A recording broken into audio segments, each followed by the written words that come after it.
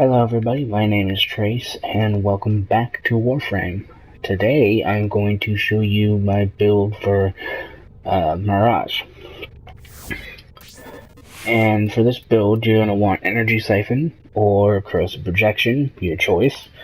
Narrow-minded for duration, purely duration. That's the only reason I have that. And Prime Continuity for duration. This is a pure duration and strength build. Range, not so much. You're going to want Prime Flow for max power, Streamline for efficiency, Hall of Malevolence, which I'll get to in a second, Intensify, Transient Fortitude, and Blind Rage for power strength. And now onto Hall of Malevolence. This is an augment mod, and probably in the next video, I will show you where to get the augment mods, like specific augment mods. For this augment mod, it increases the Hall of Mirrors, which is her first ability, and it basically allows your clones that you summon to do damage for increased damage for every enemy killed. Doesn't matter how they're killed, just matters that they are killed. And it peaks out at 50%, so they can do 50% extra damage.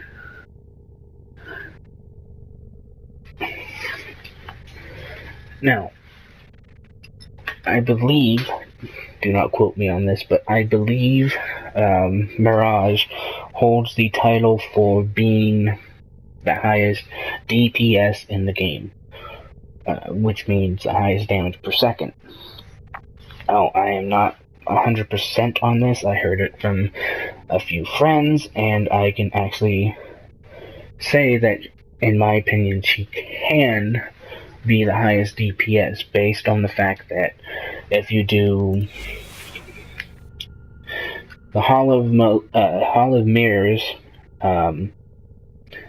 ability, have the augment mod for that ability, and then also have the Eclipse, which is the damage multiplier, you can really do some amazing damage.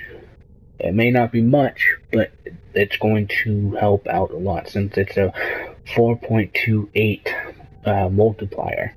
On top of your I'm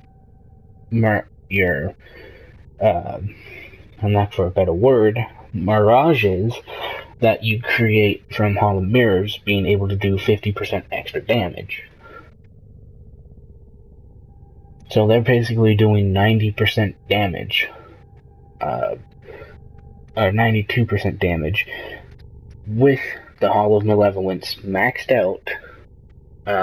However, there is one downside to the Hall of Malevolence augment, and that is once the Hall of Mirrors duration is completely gone, you have to recast it and the Hall of Malevolence starts over. Now, when you're fighting a large group of enemies, it doesn't matter too much because you can get the Hall of Malevolence up within 5 kills. So, yeah. Now, I didn't say this in the beginning of the show. However, I do have one other build, and this one's still a bit of a work in progress, but I'll show you what I have for the time being. For this, you're going to want Energy Siphon, Narrow-minded, and Prime Continuity for duration, Prime Flow for max power, Fleeting Expertise for efficiency, and to counteract the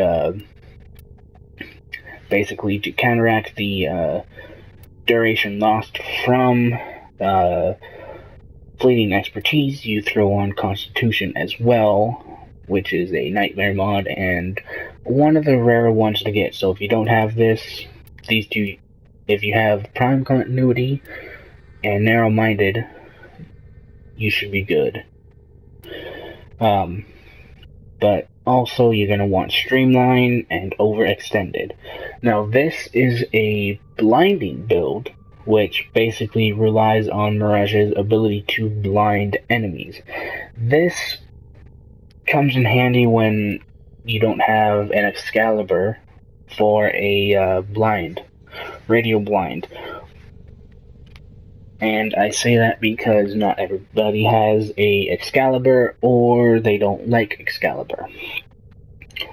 Now, I can understand why people like Excalibur, understand why people like Excalibur more than Mirage, because Excalibur technically has more range on his abilities with the Exalted Blade.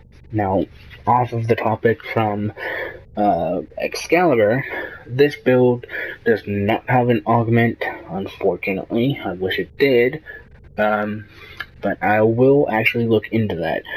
Anyway, as of right now, I have no formas in Mirage, and that's basically because I have gotten around to putting one into her to increase the capacity. But as you can see, from both builds, the first build I have complete, I wouldn't change a thing. However, when I get more fusion cores to increase the mods, I want to max out Prime Continuity, Prime Flow, Transient Fortitude, Blind Rage, and Narrow Minded. All these I want maxed out, basically for the reason to have the best possible way.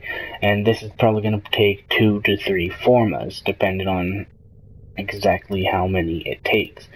I would expect 3 formas, 4 at the absolute max for that. But yeah, for the other one, I probably would put Coaction Drift on there, just so I can get my energy siphon working a little better. However, I have Zeneric, which gives me back 3 energy per second when I cast it, so I could put Cunning Drift if it was 2 mods or 2 upgrades below. Oh wait, I do have a untouched Cunning Drift.